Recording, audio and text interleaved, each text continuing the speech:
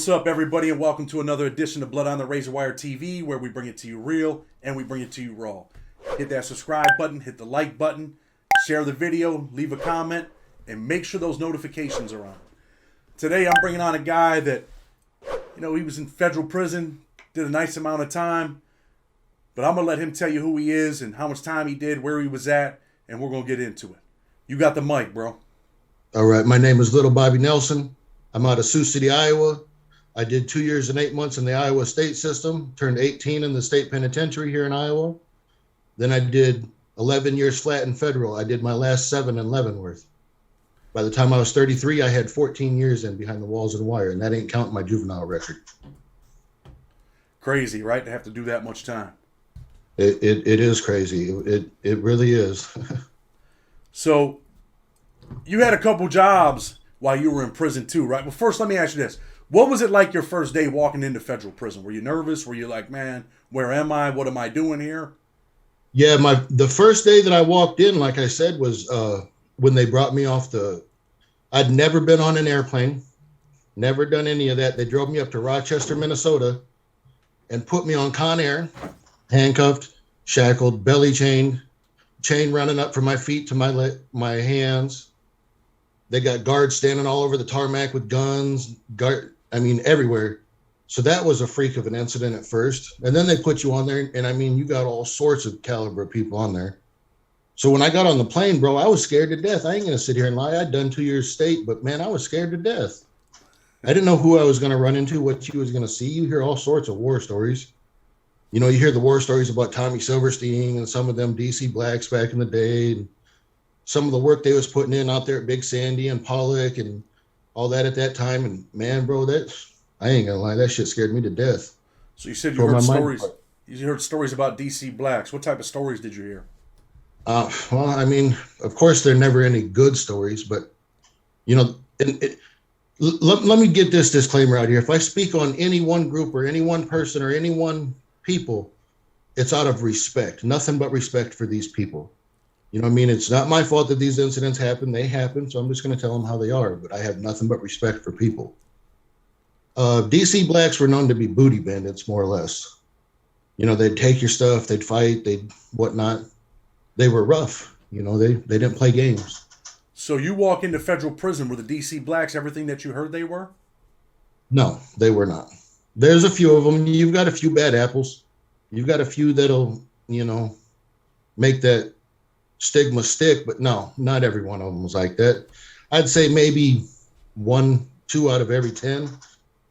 The majority of them were just wanted to come through, do their time, get back out and be successful, go with their kids and their families and so on and so forth, like other men from every other area.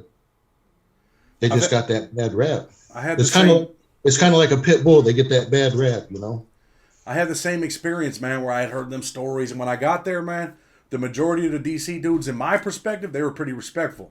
But, I started out in the penitentiary. I spent many years there. And, they, for real, man, they handled their own. There were some dudes that, were off the hook. But I wouldn't necessarily say booty bandits. You know what I mean? Like Right. But that's the story. Right. They're not booty bandits, but that's the stories that they would throw out there. Oh, them dudes will take your cakes. Oh, them dudes will get you. They'll split your wig. They're not by any means booty bandits, but like you said, the majority of them that I ran across were super respectful. Yeah, they got respectful. They got a lot of good men out of DC, man. Seriously, they do. Like I said, shout out to Paul Sayo. He's out there in Virginia right now running a personal fitness training, doing that. I did the Life Connections program with him in Leavenworth. He's out of that area, and man, you couldn't ask for a better brother, man. I've been around. I've been around a few that were, on that bullshit and involved in nonsense, but most of them, man, were respectful, at least in the penitentiary. And then, when I made it to Raybrook FCI, a lot of them dudes were respectful too. So, when you're on the plane and you had heard this stuff, are you thinking like, man, I'm not trying to go here and get raped. I'm going to kill one of these dudes if they try to rape me. Did you feel that way? Keep it real. What I felt is I've always, I'm not a tough guy, Chad. I'm not the toughest dude around, but I'll sure do until one gets here. Yeah.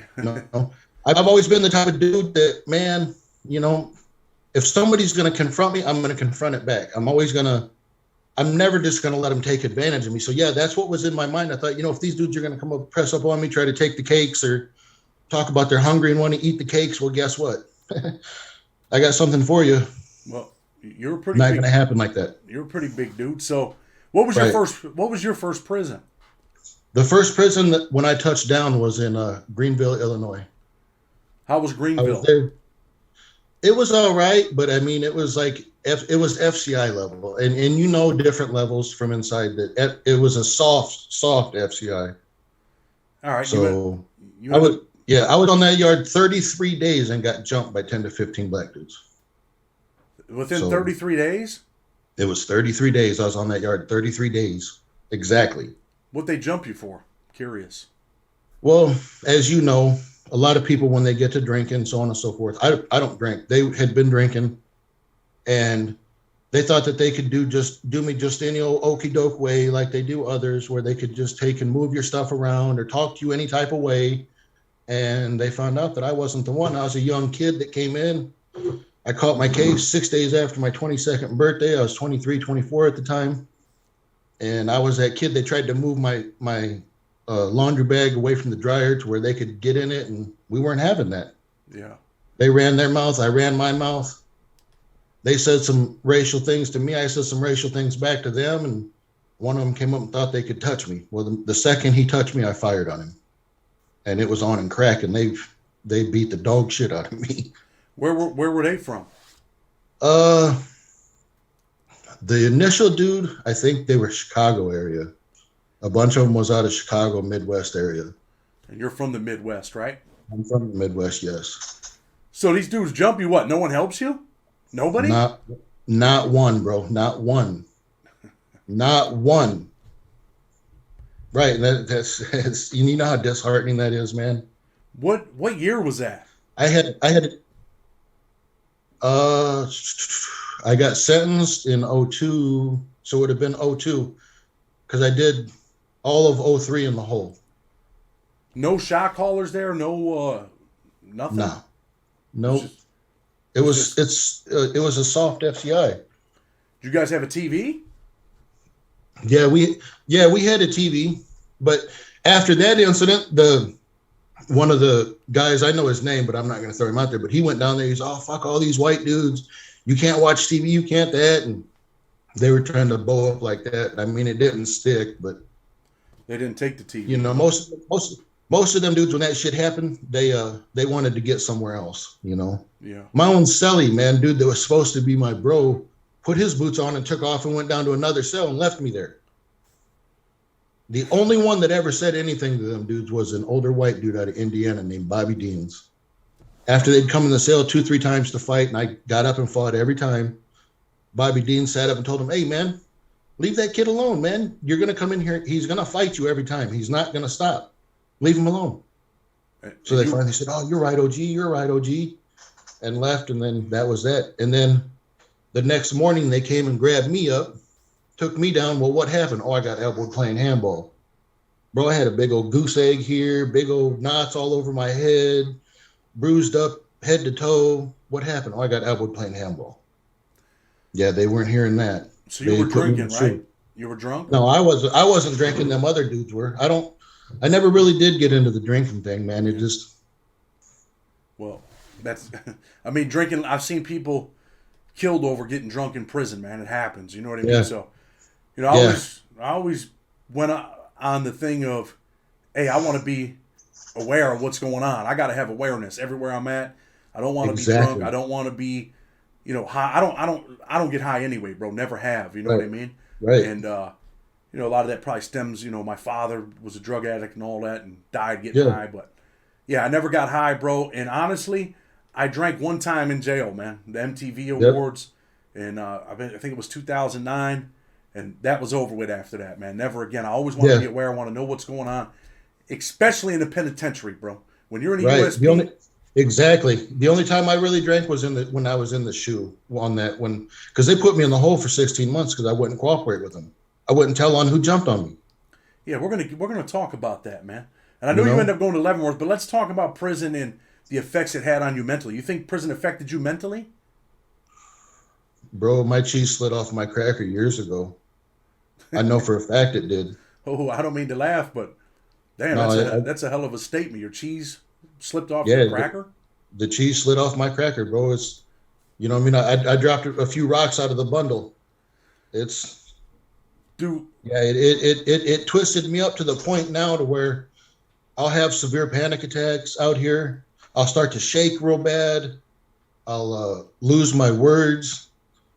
If somebody says something sideways or out of pocket to me, then I instantly snap, go to violence. Yeah, it's affected me to the point to where I really can't be around a whole lot of people. damn, man. You know? I see people don't realize, man, that when you do that kind of time and you were in the hole for 16 months, you think that was the major component of you kind of losing it a little bit?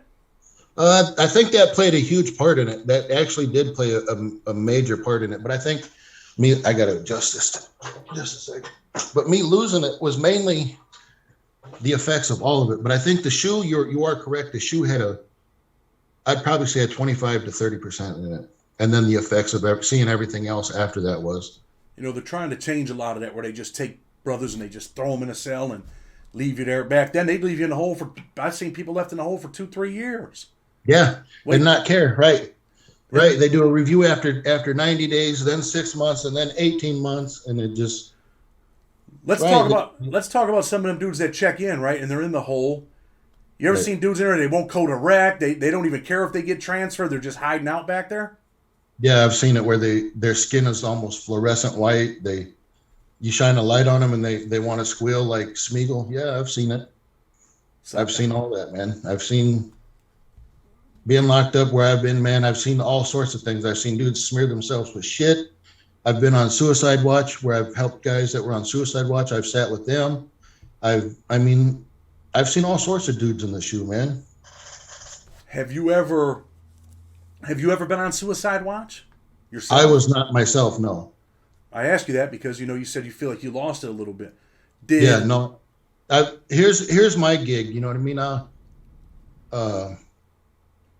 Life is crazy, and there's times that I've wished for death, and that's from being locked up and everywhere else. But I'll never take my own life, man, because that's just taking my pain and giving it to someone else. Yeah. You know, if I can't live with it, why am I going to make somebody else live with it? Do you feel like solitary confinement just destroyed you, man? Emotionally, yeah, it did. It destroyed me to the point where I'll wake up and I'll hear things, or I'll get a certain smell and I'll get flashbacks to go back to that, or like what got me is the way that they treated us in there, man. Is like they'd give you half trays or give you trays with rotten food on it, or one roll of toilet paper for a week, or change your clothes out once a week, or yeah, it tore me down mentally, bro. It literally blew my mind. I'm trying not to swear, but yeah. All right. Listen, I want you to keep plugging away, man, and keep moving forward, man. Don't let it destroy you, man, for real. Right, I do. I like I said, I help my dad the best I can, and I I go out and do what I can, and I help other people when I can.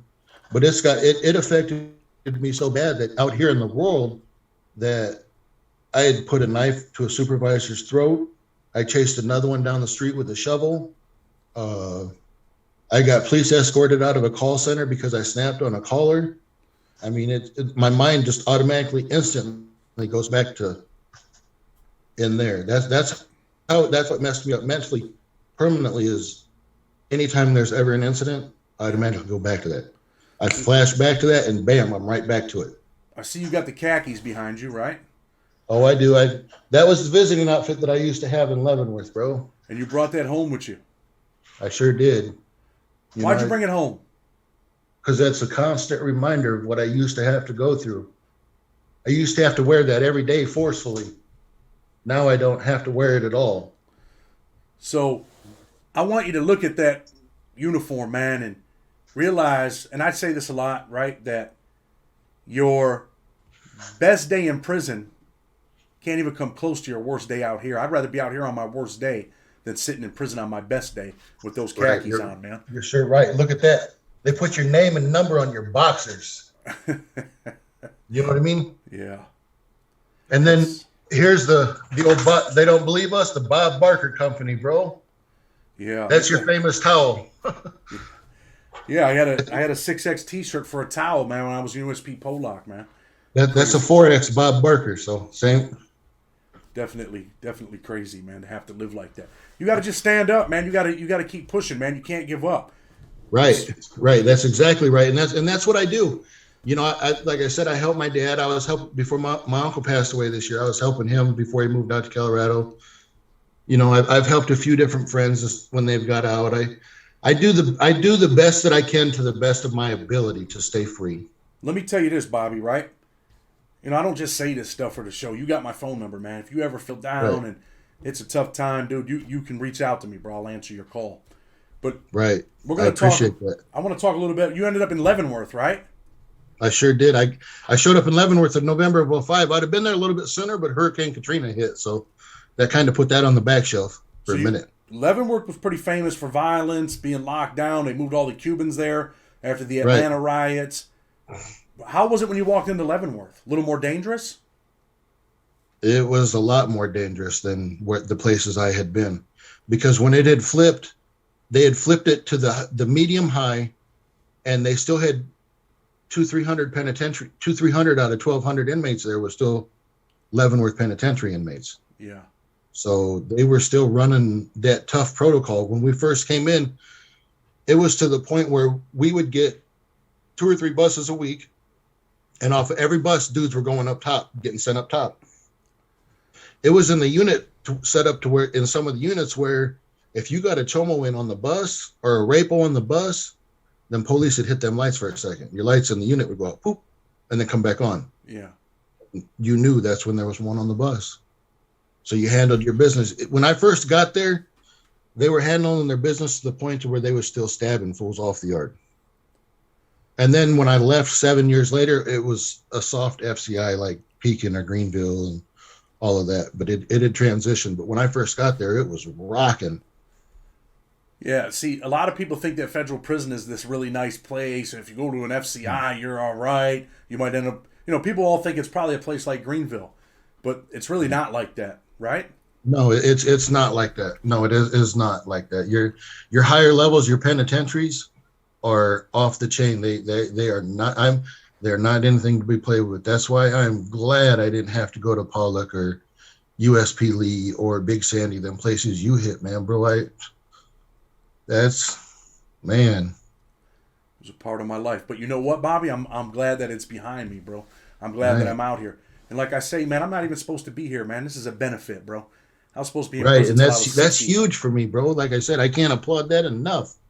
Yeah, the work you do and the work others do, man, huge. It's not about me though, man. It's about It's about the human, man. It's about human nature. There you go. And when I was in Leavenworth, bro, I took what they had was called the Life Connections program. It's an 18-month faith-based program. And I took that as an Odinist, and they didn't want to let me in because they label us racist, so on and so forth. But I'm not. I took that class, and I did class with the Native Americans, and it was a huge eye-opener for me. I did 4 doors of theirs. I went to Sweat Lodge, did 4 doors.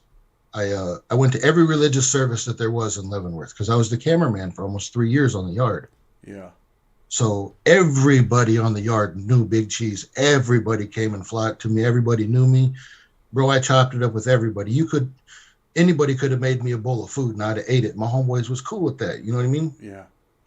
But I'm not going to go up in their cell and eat it like that. And, there were limits, but everybody knew me, man. I was a social butterfly. I got along with everybody, man. Yeah.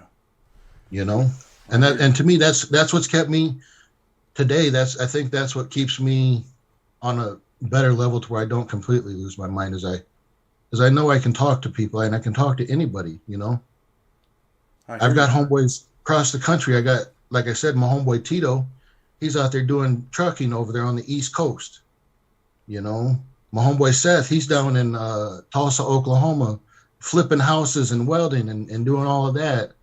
I mean, I've got homeboys out in California, everywhere, bro. As you know, you were there. You've participated in that. Hey, let me ask you a couple questions about Leavenworth, right? Because I know they had a lot of things, bad things did happen there, and I want people to understand. I want there might be an 18, 19, 20-year-old tuning in right now. There might be a father sitting his son down right now.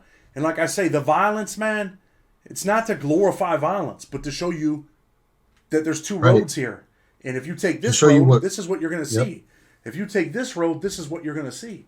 And don't believe that every prison is like the one prison that he was at that was soft, because I can tell you that the majority of them are not. If you end up in a USP, they are not. You're right. They are not. I was lucky when I first came in and got that nice, soft, cushy joint where if a dude had a problem, it was an argument. They would sit there and argue like they was on the schoolyard.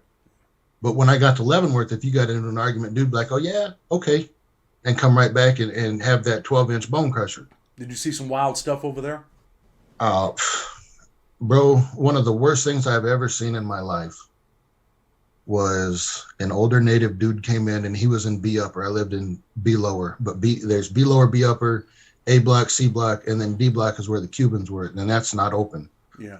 But I was in B upper, and I was walking through the cutoff, and an older native dude had come in on the bus, and these two native kids caught him. He had a sex case.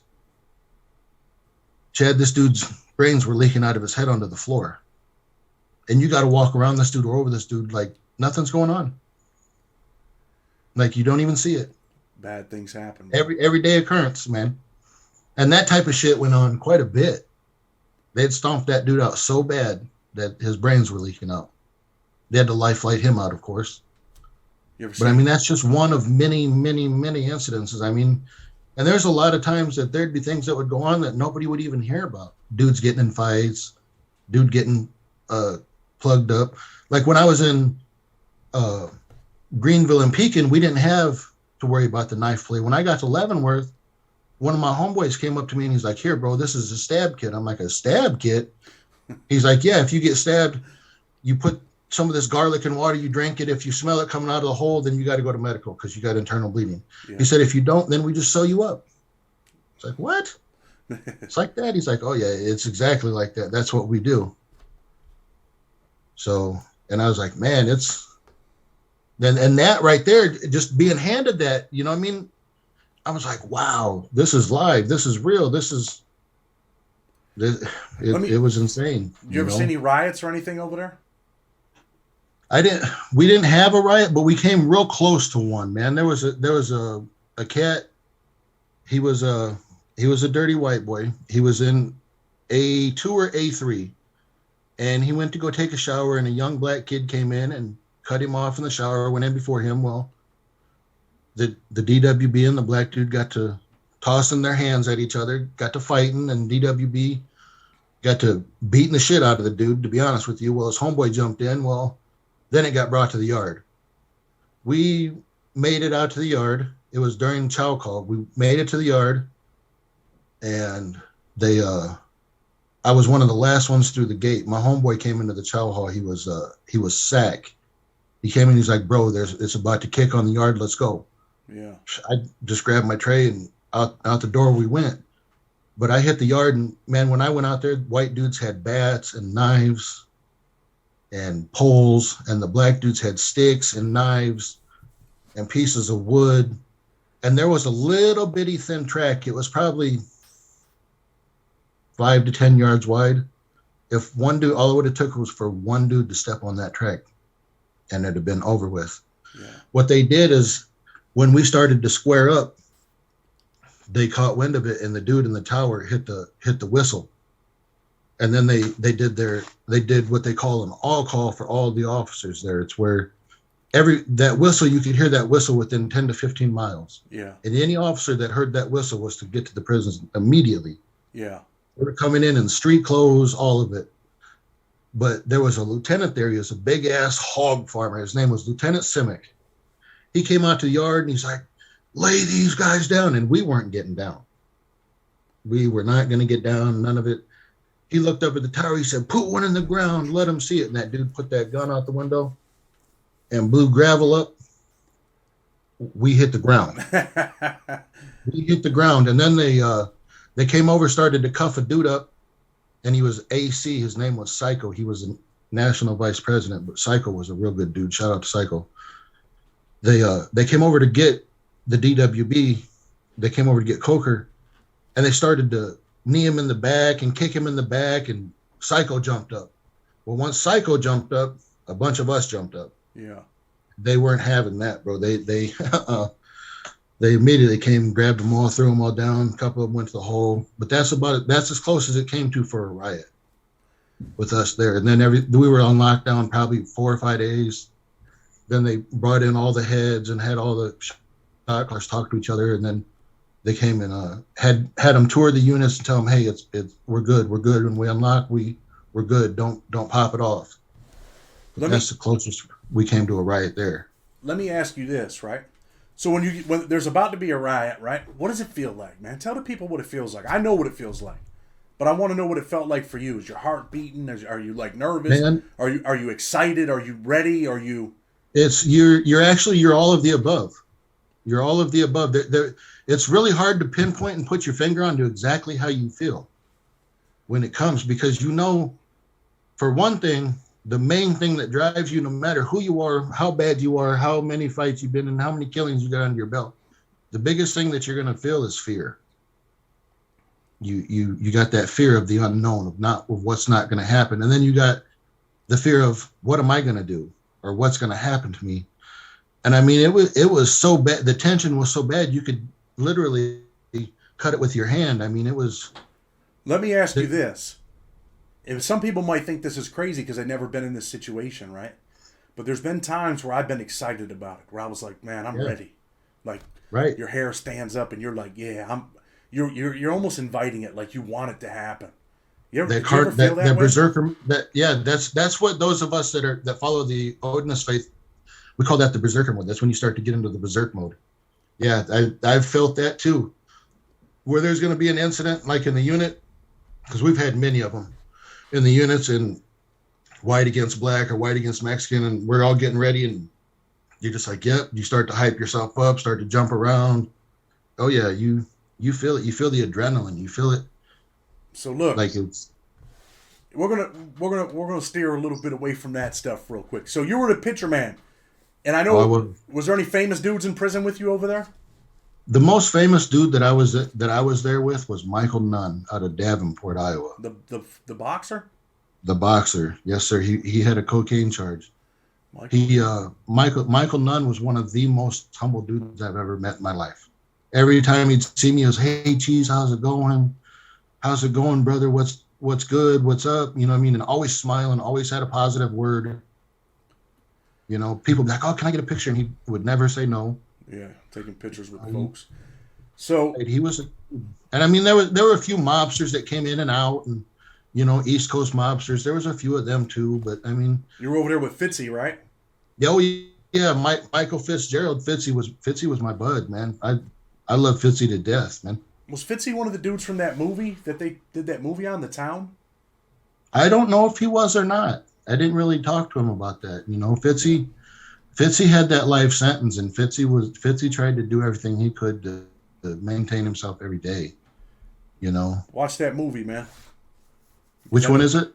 The Town by Ben Affleck.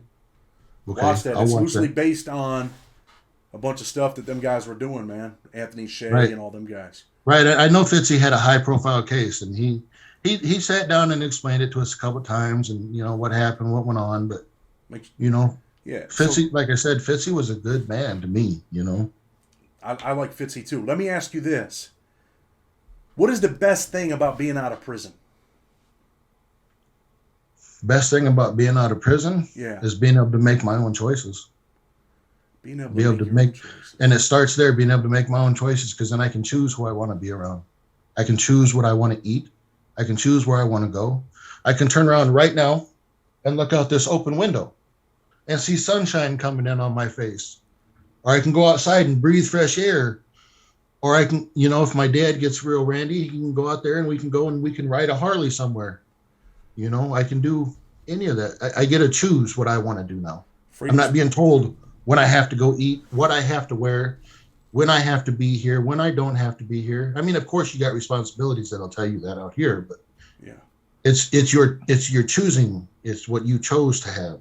In there, you don't choose it. That's the best thing. So being able to choose. Your freedom's priceless, man.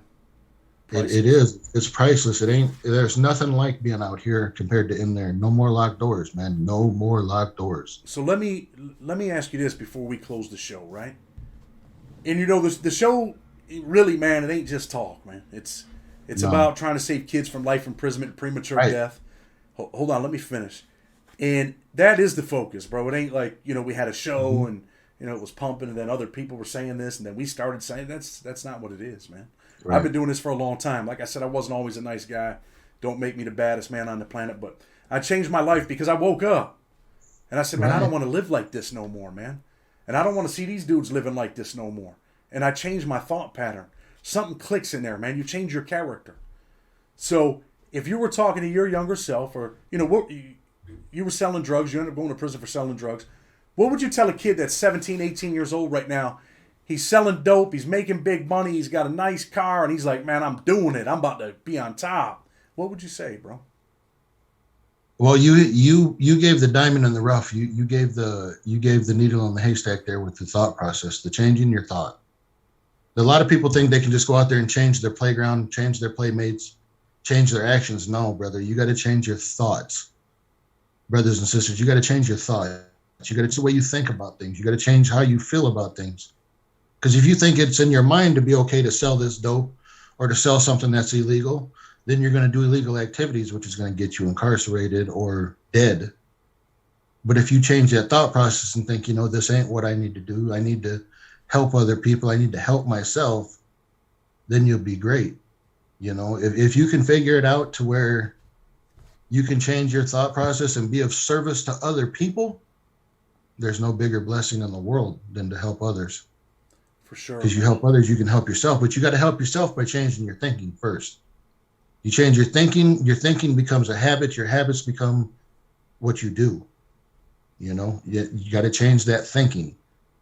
Change how you think about things. Not everything is roses and rainbows and butterflies, man. You got to, you know, all that you know, people talk about all that glamorous stuff and all the violence and all of that, but that's little bitty pieces of it.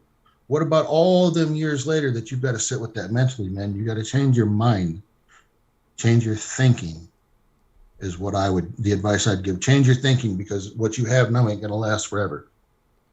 For sure, man. Bobby, man, I appreciate you, man. I appreciate you coming on the show. We're going to close the show, man, put another one in the books and just, hey, man, like prison, with respect, Blood on the Razor Wire TV. Catch respect us to all.